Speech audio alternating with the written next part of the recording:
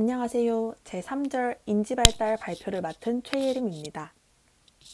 인지발달은 크게 삐아제 이전의 인지발달, 삐아제의 인지발달, 삐아제에 대한 다른 이론들 이렇게 세 가지로 나뉩니다. 첫째, 삐아제 이전의 견해입니다. 철학으로부터 독립한 초기의 심리학자들은 지능을 측정하는 방법을 연구했습니다. 철학과는 다르게 지능을 양적으로, 즉 수치적, 다른 말로 정량적으로 접근했는데요.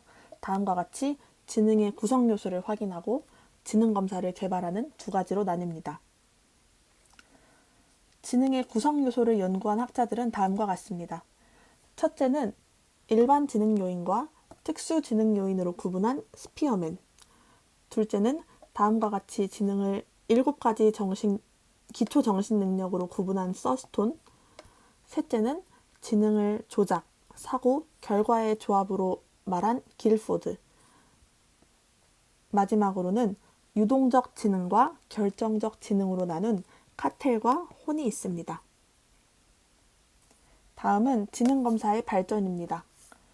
우리가 익히 알고 있는 IQ, 즉 지능지수의 개념을 처음 제작한 사람은 비네입니다.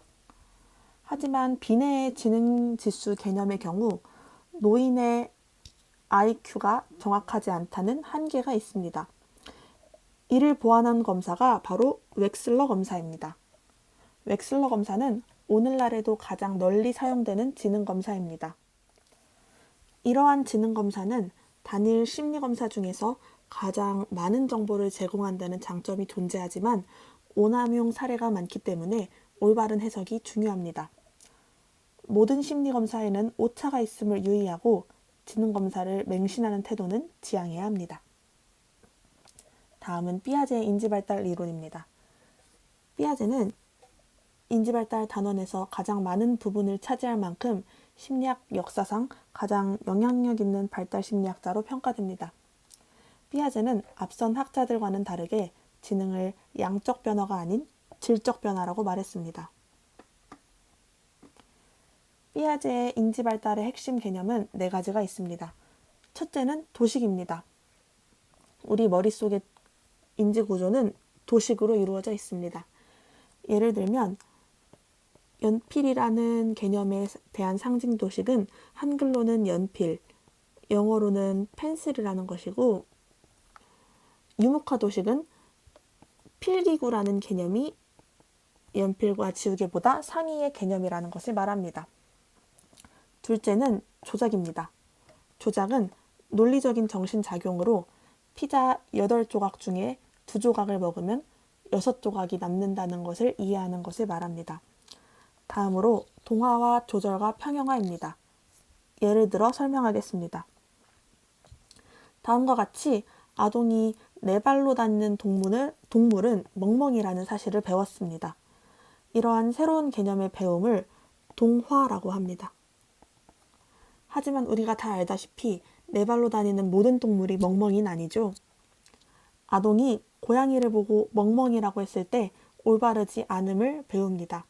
이를 통해 강아지와 고양이의 차이를 울음소리로 구분할 수 있게 되고 이렇게 기존의 도식을 알맞게 수정하는 것을 조절이라고 합니다. 동화와 조절을 통해 현재의 인지구조와 새로운 정보 간의 균형을 맞추는 과정을 평형화라고 합니다. 삐아제는 인지발달의 질적인 변화를 4단계로 구분했습니다.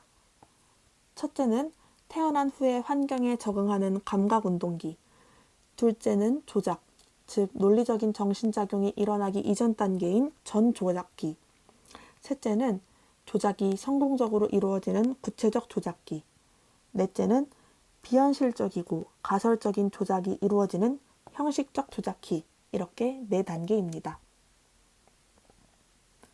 삐아제는 나이에 따른 생물학적인 성숙이 인지발달의 중요한 요인이라고 봤습니다. 이러한 삐아제 이론이 교육에 주는 시사점은 다음과 같습니다. 첫째, 학습은 어린이의 능동적인 참여 과정이어야 하고, 둘째, 또래와의 상호작용이 중요하고, 셋째, 지적 활동에서는 언어보다 물리적 경험을 기반으로 해야 한다는 점입니다. 3절의 마지막, 인지 발달에 대한 다른 이론들에서는 비고츠키라는 심리학자가 등장합니다. 비고츠키는 심리학의 모차르트라고 불릴 만큼 천재적인 심리학자로 평가받고 있으며 그는 인지 발달의 근원이 사회에 있다고 주장합니다. 비고츠키의 문화적 심리학에서는 발달 수준을 다음과 같이 잠재적 발달 수준과 실제적 발달 수준 두 가지로 나눕니다.